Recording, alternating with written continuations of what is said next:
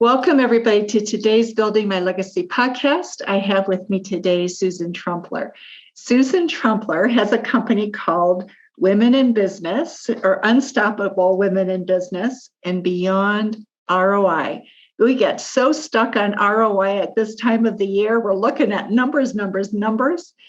And Susan looks beyond that.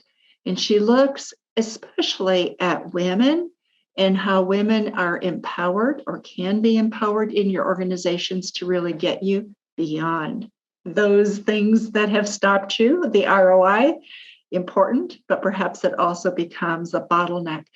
So, Susan, tell us a little bit about your company, what got you started. I know you started in sales.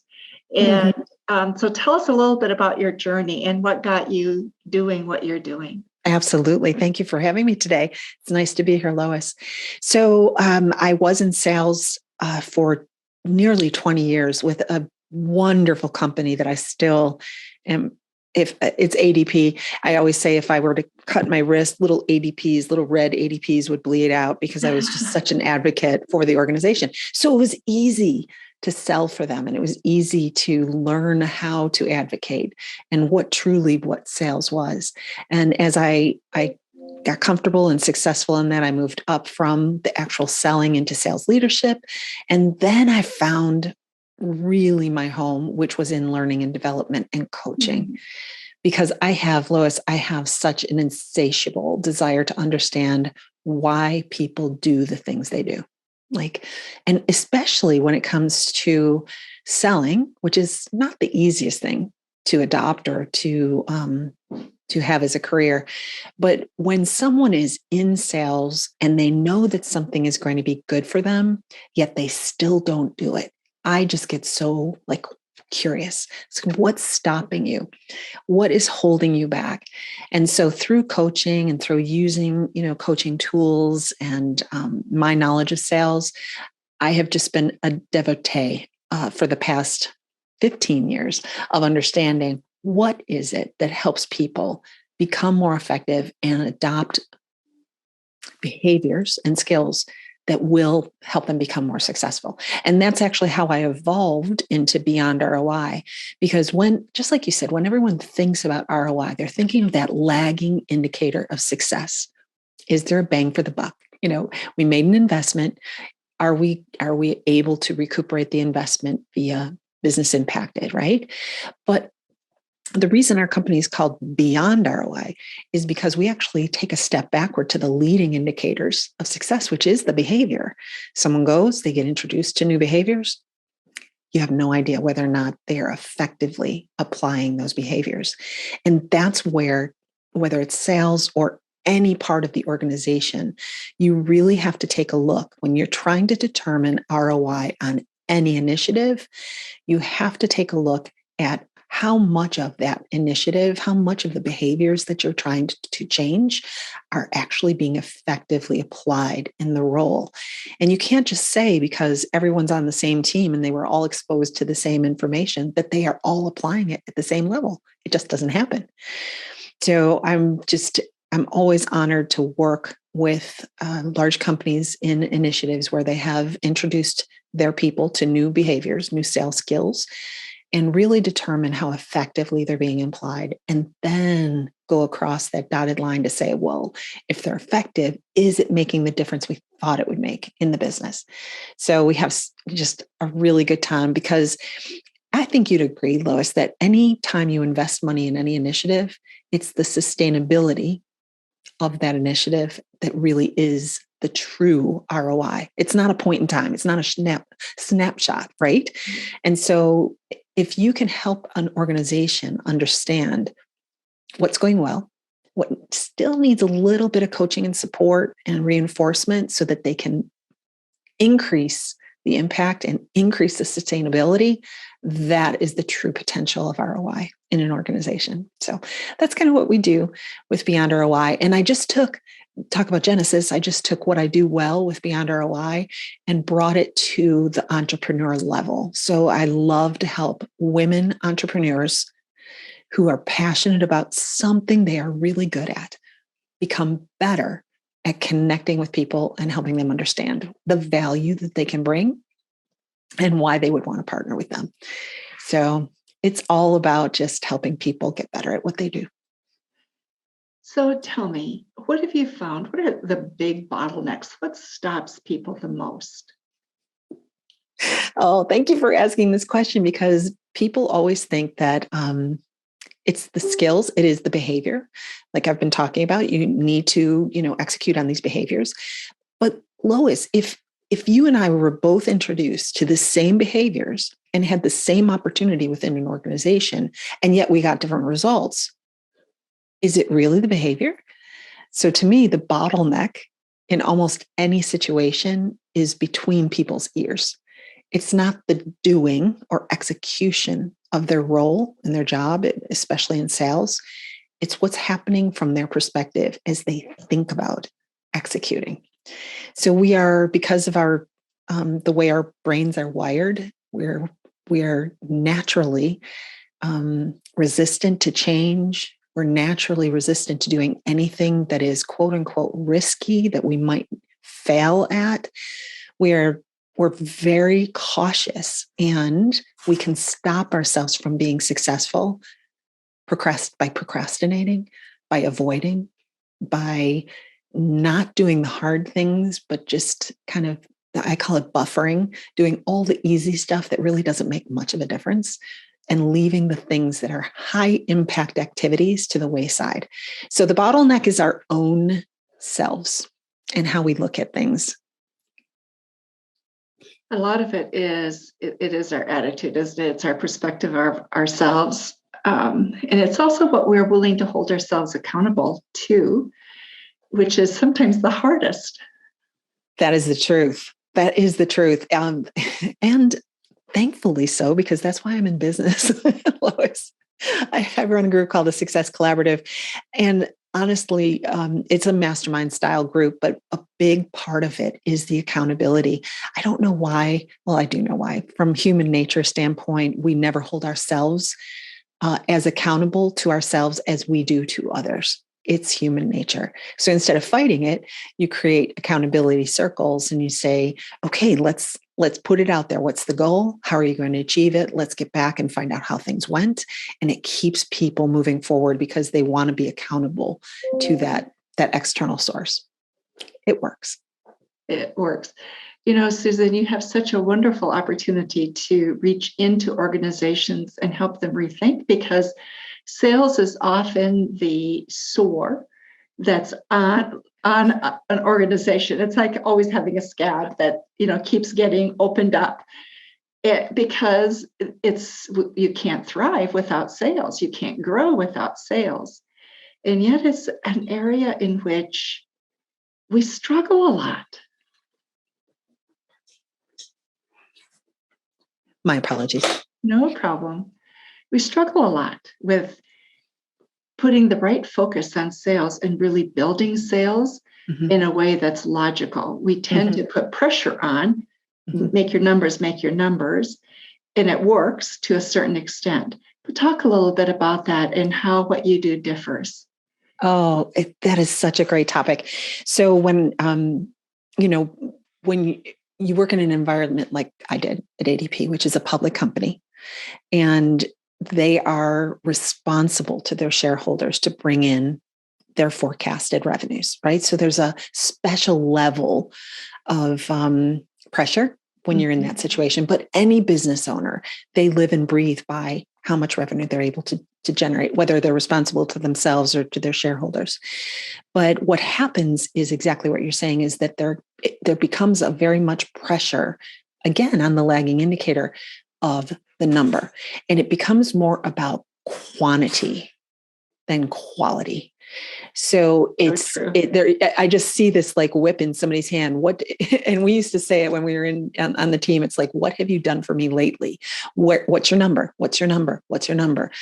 Are you meeting your forecast? It was you gave a forecast of what you believed you were going to hit, and they held you to it. But more around, what's your number? What's your number? And so from my perspective, you have to have quantity of activity. Like, you've got to be doing things, but the quality of the activity can really impact your results far more than the actual quantity. You can do less quantity if you're doing it well and you're doing the right things. I also worked for a sales leader. I loved it when she used to say to me, "How are you doing, Susan?" I mean, like, "I am busy. Oh my gosh, I am so busy."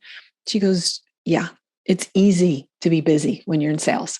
You can always find something to do, but the question is, are you doing the right things? Are you doing the things that are a little bit more challenging? And are you doing them with high quality?"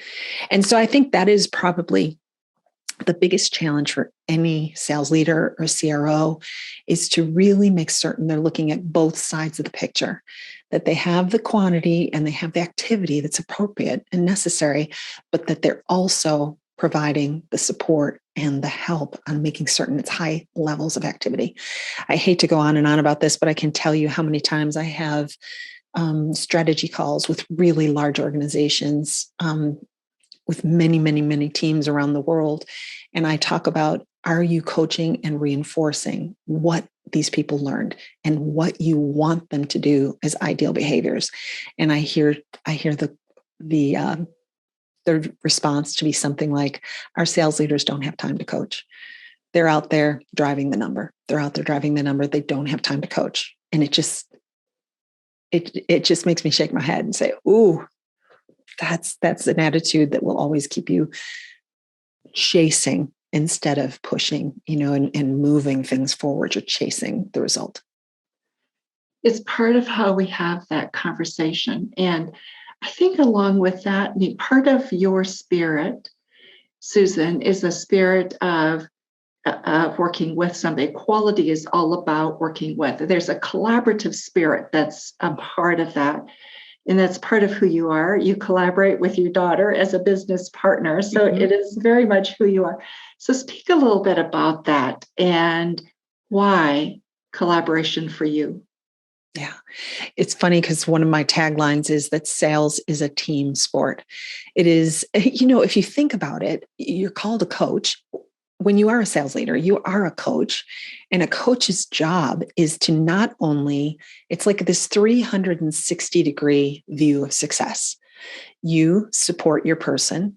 Each person is on a team and they support each other, because the sum of the parts is always greater than the individual, or sorry. Than the individuals, yes. Exactly. Yeah. Exactly. And so when you are working, and I do believe that sales is probably one of the most challenging professions to be in from a psychological perspective, because you're measured every day.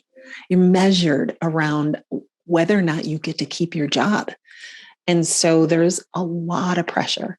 And if you are not collaborating with your team members, with your leaders, with your upline leaders, with everyone who's available to you, with a coach, then you are in a vacuum or a void that you don't have the necessary inputs to be creative and to really excel at what you're doing. Plus, you begin to see things through a lens that is not necessarily, again, going back to that primitive brain and how it's trying to protect you. Without being challenged, you could fall prey to believing what that brain is telling you, as opposed to using your neocortex that really sees things more clearly. But it is collaboration that gets anyone to success in challenging situations like sales. So when you collaborate, Susan, give us an example. Let's start there of when you've seen collaboration work really well. Mm-hmm. So I'll go back to the Success Collaborative, which is the name of the group that I'm in. And I do collaborate with my people, my clients. So we're in pods. I collaborate with them. They collaborate with each other. But I'm a good sales coach. And I know I've run my own business for a while, but I don't know everything. When I can collaborate with someone else who it has expertise in areas that I don't have expertise in, that brings another layer of potential to my people. So I am always looking for, where are the holes? What is the need that they have that I am not the perfect person to fill? and who can I collaborate with to bring that together. So it's almost like the pie becomes whole because you bring extra into it and you make it a stronger wheel. It usually works extraordinarily well. It is sometimes a challenge to find the right people to collaborate with. And from my perspective, because I am sales oriented, I am a bit more a right-brained person. So I love to see the possibilities and the human part of my strengths. I really thrive over on the right side of my brain. I'm not great on the left-hand side of my brain, which is more the facts and the processes. And, so when a collaboration doesn't go well, it is because I'm seeing it through my lens and making assumptions and assigning the characteristics of what I believe or want to believe about someone through that view of mine, right? And then as we get deeper into collaboration, I find that my lens it might have been a little foggy, right? And that we may not be able to collaborate as smoothly as I thought we could because of the fact that they may require something that I don't have, or I may require something that they don't naturally have as a gift. And then we're in too deep, and because I'm very impetuous, so I'll jump in to a collaboration full force and then be like, oh, darn, should have slowed that down just a little bit, tested the waters, made certain that we're compatible in all areas before making a huge commitment. So that's what I've found in my experience. It seems to me there's a natural process there because all of relationships are learning, right? You never see it exactly. The same is true of mother to daughter. You see, you make assumptions based on what you think, and then you learn and then you adapt. But we think that if we're having a good collaborative relationship, we shouldn't have to go through those adjustments. And yet it's part of being human. It is. And that is such a great example.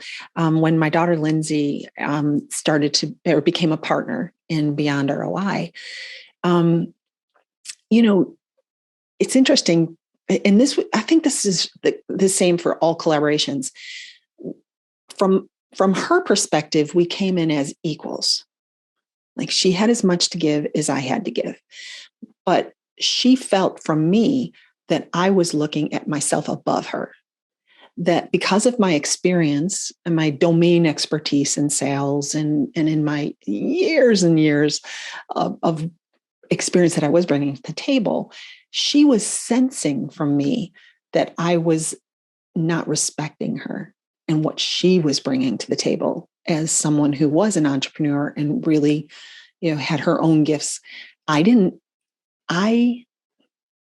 Okay, maybe I thought that every once in a while. I won't say that I wasn't completely unguilty or not guilty of that. Be natural as a mom, yeah. They're going to, right. And that's the other thing too, Lois. We were transferring a mother-daughter relationship to a business partner relationship. So there was the dynamics of positioning that goes on. And I think it was more exaggerated as a mother and daughter trying to work out how to become partners. But I believe it's in every collaboration that each person comes in and almost postures like, where are they? Are they equals in it? Is there some strengths and, how can they posture themselves? And if it remains unspoken, it will create tension. And the tension in collaborations is always where the wheels start to get a little wobbly on the wagon. And that's where it tends to fall apart. So tell me about a time for you that you have observed when collaboration just didn't work. Oh. See, collaboration is at the core of my being. So I really have to dig on this one. Okay, so I'll go back to corporate again from a hierarchy standpoint, where if there is too much structure and someone is not willing, the only word that comes to mind is share. Someone is territorial and holds the reins tightly, right? They're not willing to be open to considering alternatives. It's their way or it's the highway. You don't see it as much anymore, but there's still places where people are intimidated by loosening up and allowing for collaboration when the stakes are high and that they are responsible for the results. So that's the only that is my case. I don't know, Lois, how would you answer that question? I think when the stakes are high, it is really tough. And I think that's one. And the other is, do you see that you're in competition with people? And I think one of the problems that we have in our organizations is we're always looking for that next promotion. We're looking for that next raise, that next. And so in that context, we see ourselves as competitive, not collaborative, because we have to stand out. Agreed. And so that makes collaboration more difficult. I agree. And what came to mind for me was that it is when you have the mindset of scarcity, right? If you are in a scarce mindset, then you're not able to collaborate because it's not safe. And you have to be very protective, almost like building a moat around yourself, right? So if you can be abundant and say there's more than enough and we all bring value to the table and there will be results from this, I think you're in a better position to collaborate for certain. Okay, so now I want to ask you a very tough question. And this comes from speaking with a woman who was in the C-suite of a Fortune 1 company, so very high in a very large company. And her comment, we did a podcast with her, so her story is public. And her comment was that sense of wanting to collaborate, but people squeezing in and constantly wanting her spot. So she's like, it's the dog fighting off the pack, so that they can be that lead dog, right? And being exhausted. So here's the question I have for you. That was a woman who was in a C-suite. She wanted something different. She saw a possibility of something different. And so my question is this more of a goal, a desire, a wish that women have versus men? And if so, how do you navigate that? Oh, that's so good. All right. So I'm going to take it out of gender and put it into an energy standpoint. I believe it is a very masculine energy to be territorial. Think about, what men were born and bred to do is to protect and gather, like they're hunters. And so the masculine energy is very protective and very territorial and very, I'm going to build my kingdom and protect it and not let people in. The female energy is community and collaboration. Now, you can be a man that has a feminine energy in how you execute in your role and how you come to become successful. I would say, and I've been there, and especially since it's just so incredibly still, the percentages of females in the C-suite are still just dismal. How much energy do you want to put into fighting the natural energies of the people you're with? Right? So if you're on that C-suite and it is a lot of masculine energy where they are pushing, shoving, these pictures of these rams come to my mind with their horns, bucking people out of the way. Like, is that where you want to put your energy into changing them? Because you can, but it's not going to be easy. And it's going to take a lot of you to be able to collaborate in that environment. Or is it better to find the natural place that you belong with the proper energy field where you can be successful and not drain yourself just trying to get there? Does that make sense? It does make a lot of sense. And so here's another question that I have for you relative to that, because I think people choose to be in those positions because they love the challenge, right? Mm-hmm. It's you can move, you can shake, you can change things, you can build things, you can make things happen. And there's an excitement about that. Mm-hmm. And so if you want to be a part of that excitement, yes, then I think, so one of the ways that I think you can navigate that is to build a collaborative space.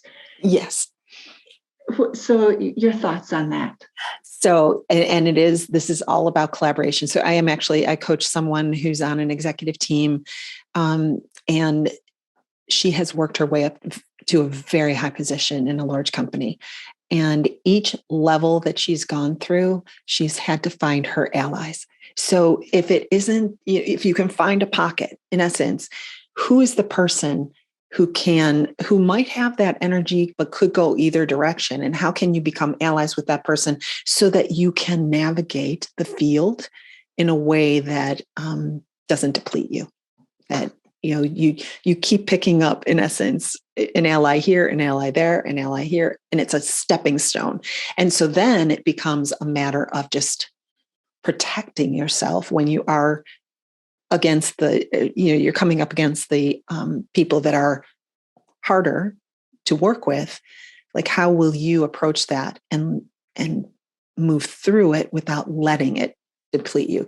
Again, it goes back to your choosing how you think about a situation and what actions you take from there. So it becomes more strategic, I think, Lois. Like if you like to play chess, this is a perfect analogy for this. Is, how can you move the furthest and move this out of the way and do this over and then move that? It is like a chessboard at that point. And it's staying a couple moves ahead. Yes. Assessing the situation ahead of you and looking so you can stay ahead. Susan, our time is almost up, and it has flown by, absolutely flown by. Last thoughts that you want to leave with the audience before we close out? I think that the thing that I would say to the audience is the more you become aware of how you think and how you react and get curious. I mean, just really curious. Don't condemn yourself. Don't resent or be hard on yourself, but just notice, when are you in a place where you can collaborate a little bit more, that you can become a little bit more open, that you don't need to protect yourself. You can think with more abundance. The people that I see that are the most successful do a lot of work on their internal thinking and